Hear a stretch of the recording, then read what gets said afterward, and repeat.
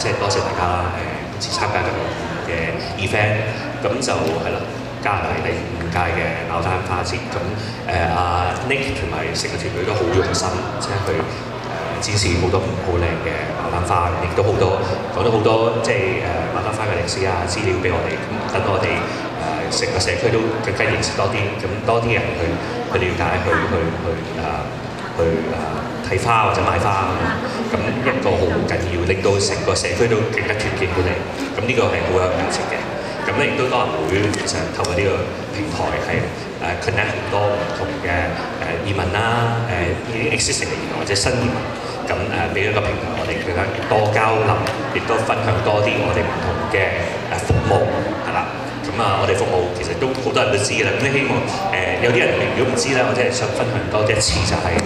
我哋有 appointment 啦，有settlement 啦，有唔同嘅language program 啊，咁有好多嘅唔同嘅 program 咁樣俾到大家嘅。咁希望大家可以如果有時間即係你認識多嘅嚟分享我哋嘅同事，我哋好多同事在場。咁係啦，希望可以多啲機會去俾我哋